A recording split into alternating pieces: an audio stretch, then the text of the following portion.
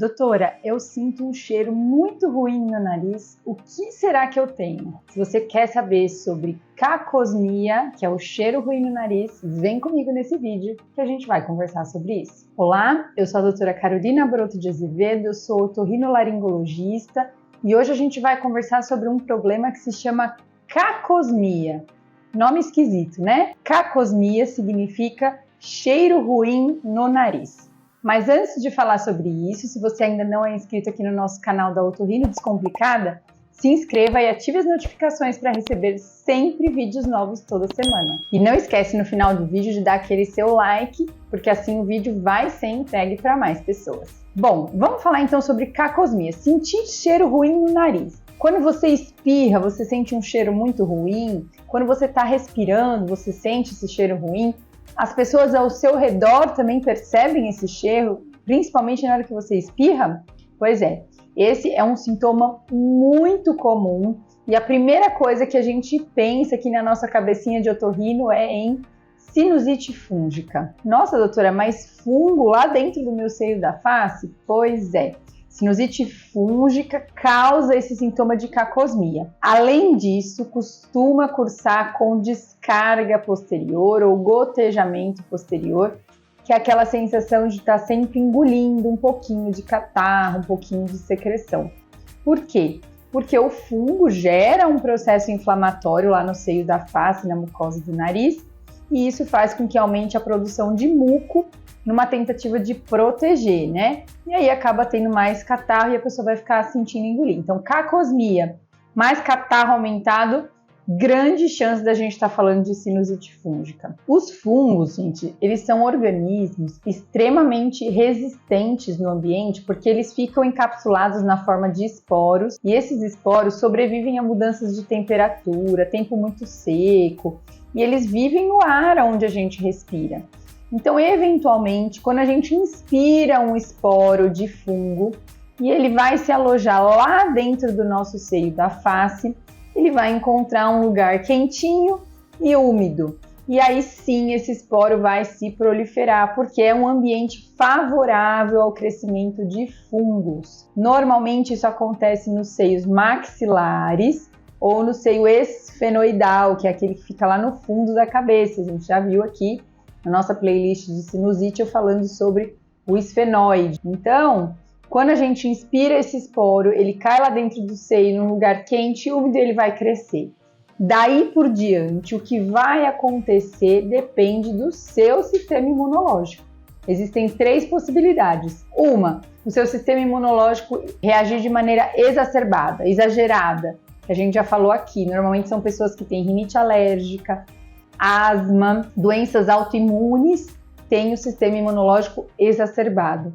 E aí um esporo fúngico vai causar o que a gente chama de rinocinusite crônica fúngica alérgica, que é um quadro de polipose nasal. Se você não sabe o que é polipose nasal, tem vídeo aqui na playlist de sinusite falando de polipose, checa lá. Vai gerar então uma polipose com rinocinusite crônica, geralmente de todos os seios, uma obstrução muito grande, um processo inflamatório muito grande, e isso ocorre em quem é alérgico, tem sistema imunológico muito exacerbado. A gente vai precisar fazer um controle, eventualmente fazer cirurgia, né? Mas sempre nesses casos a modulação, então o equilíbrio do sistema imunológico é o mais importante.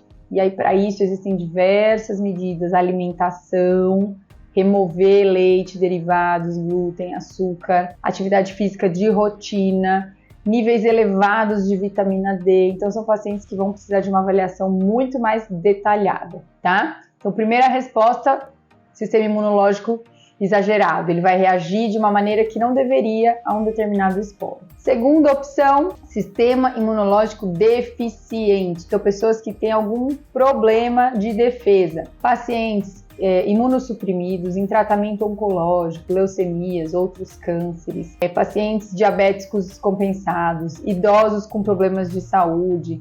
Então, todo mundo que tem o sistema imunológico mais debilitado tem maior gravidade diante de uma sinusite fúngica. Por quê? Porque o fungo, diante de um hospedeiro que não consegue se defender, ele vai se proliferar, então ele vai se expandir e a gente chama isso de sinusite fúngica invasiva. Ele começa a invadir as estruturas ali ao redor e causa um quadro muito grave, inclusive podendo levar à morte, tá? Então, realmente, para imunossuprimidos, a sinusite fúngica pode ser um problema muito sério. O otorrino, ele faz o diagnóstico clinicamente, mais uma vez aquele examezinho da câmera, nasofibroscopia, que a gente olha o nariz por dentro, e o otorrino vai ver uma mucosa que normalmente é rosinha, vai estar uma mucosa bem pálida e às vezes enegrecida por necrose do tecido. Então leva a um apodrecimento do nariz por dentro e isso começa a gerar um problema muito grande. Então o otorrino olha,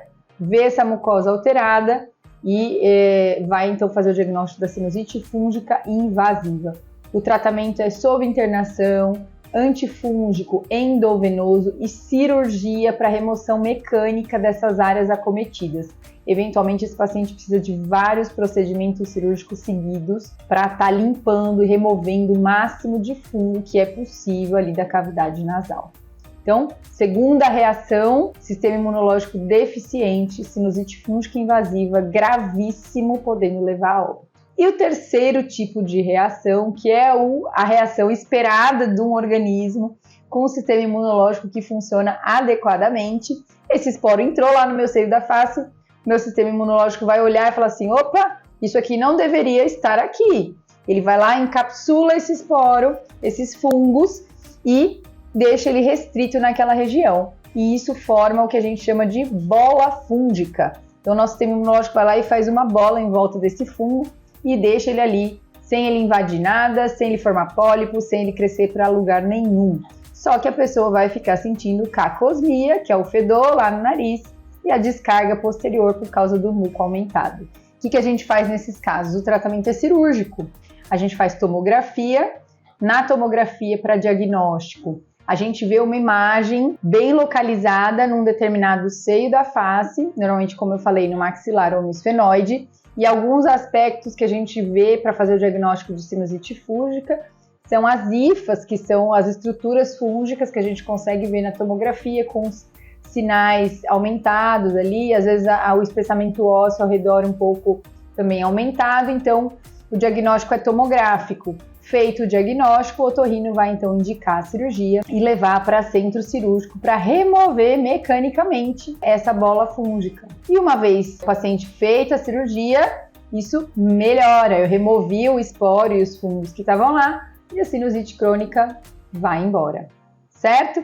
Então, gente, a sinusite fúngica, a cacosmia, esse fedor no nariz, normalmente é causada por fungo e o tratamento vai depender muito de como está o seu sistema imunológico, como o seu corpo reagiu a esse fungo que entrou lá no seu seio da face. Combinado? Eu espero ter esclarecido para vocês que têm esse sintoma de cacosmia e descarga posterior.